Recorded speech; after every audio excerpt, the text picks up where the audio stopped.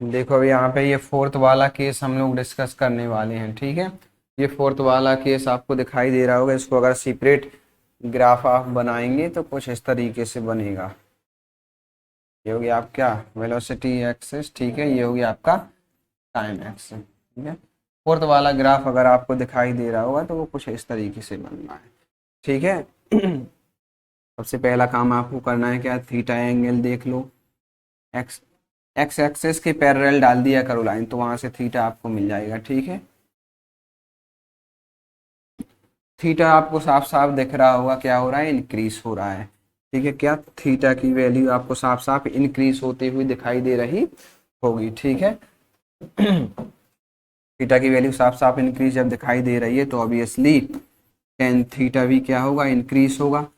Tan theta क्या होता है आपको पता है क्या, परपेंडिकुलर बाई बेस, यानी कि इस ग्राफ के हिसाब से velocity upon time. Velocity upon time आपको पता ही है क्या है, acceleration,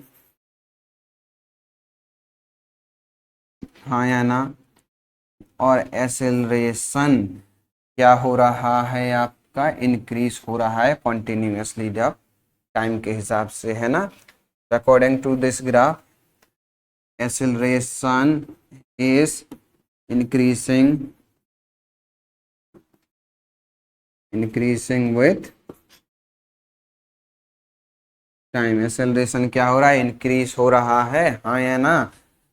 that is this is a graph of accelerated motion. इसीलिए ये किसका ग्राफ है, एक्सेलरेटेड मोशन है। और यहाँ पे यूनिफॉर्मली बिल्कुल नहीं बोलेंगे, क्या नहीं बोलेंगे, यूनिफॉर्मली बिल्कुल नहीं बोलेंगे, क्योंकि ये थीटा अनयूनिफॉर्मली बढ़ रहा है, ठीक है। इसीलिए इसको यूनिफॉर्मली एक्सेलरेटेड मोशन नहीं बोलेंगे, इसको क्या बोलेंगे, सिर्फ एक्सेलरेटेड मोशन इसको बोल देंगे, ठीक है। क्यों, क्योंकि theta is continuously increasing, theta is continuously increasing, हाँ है ना, ठीक है। इसीलिए टेन थीटा भी क्या हो रहा है आपका, इंक्रीज हो रहा है। इसीलिए एक्सेलरेशन भी क्या हो रहा है, इंक्रीज हो रहा है, ठीक है। इससे एक और चीज आपने मैंने पहले ही बता दी है, क्या वीटी ग्राफ जो है इसका स्लोप जो है वो क्या देता है, एक्सेलरेशन। ये आपको मैंने पिछले दो केसेस में ही बता दिया है।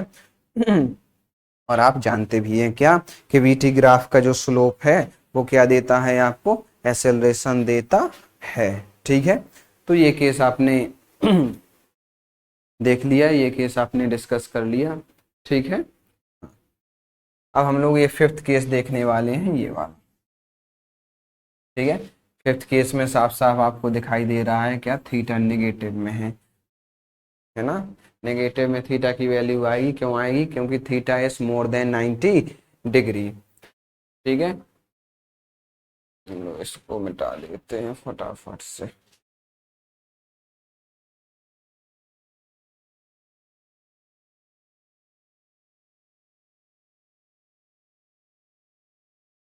कुछ इस तरीके से आपको ग्राफ दिखाई दे रहा है, ठीक है। इस तरीके से आप साफ साफ देख रहे हैं क्या, theta is greater than 90 degree, ठीक है। ये टाइम एक्सेस है, ये वेलोसिटी एक्सेस है। Theta is more than 90 degree आपको क्लियरली दिखाई दे रहा होगा। सो टेन थीटा की वैल्यू आपकी मोर देन 90 डिग्री अगर है तो आपको पता होना चाहिए क्या, नेगेटिव आती है, क्या आती है, नेगेटिव आती है, ठीक है। टेन थीटा की वैल्यू आपको पता होनी चाहिए।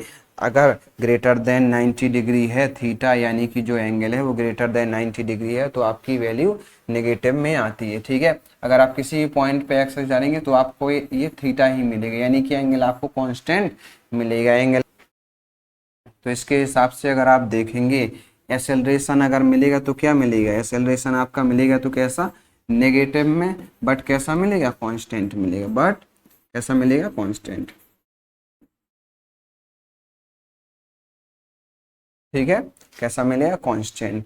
अब ये बार बार वही चीज, सेम ही चीज अपन ना करके डायरेक्ट लिख दिया है, ठीक है। ये टेन थीटा तो आप जानते ही ना, टेन थीटा क्या होता है, परपेंडिकुलर बाय बेस, हाँ या ना। तो यही चीज क्या देती है इसका स्लोप, ठीक है, बीटी ग्राफ का स्लोप देती है, ठीक है। टेन थीटा क्या होता है, टेन थीटा ही तो क्या होता है आपका स्लोप होता है कि नहीं होता है, ठीक है। हाँ, इस ग्राफ से कंक्लूजन हम बहुत पहले ही निकाल चुके हैं, क्या बीटी ग्राफ का जो स्लोप है, क्या बीटी ग्राफ का स्लोप है वो क्या देता है आपका एक्सेलरेशन, क्या देता है आपका एक्सेलरेशन, ठीक है।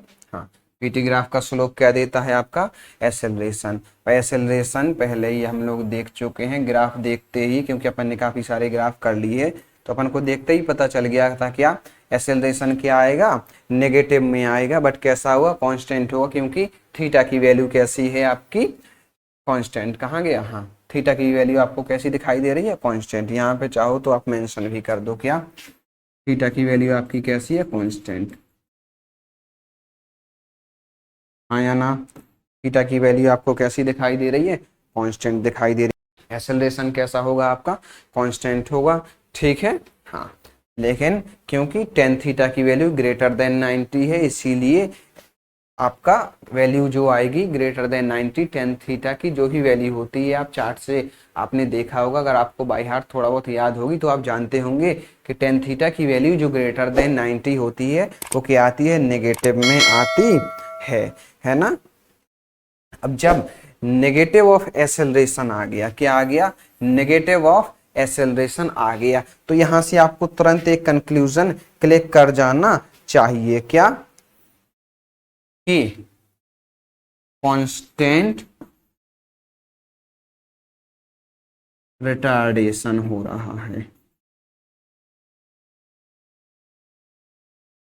क्या हो रहा है आपका कांस्टेंट रिटार्डेशन हो रहा है, रिटार्डेशन हो रहा है, ठीक है। या फिर आप ऐसा भी कह सकते हैं कि ये जो बॉडी है जिसका ये ग्राफ है वो यूनिफॉर्मली रिटायर्ड हो रही है। क्या हो रही है वो, यूनिफॉर्मली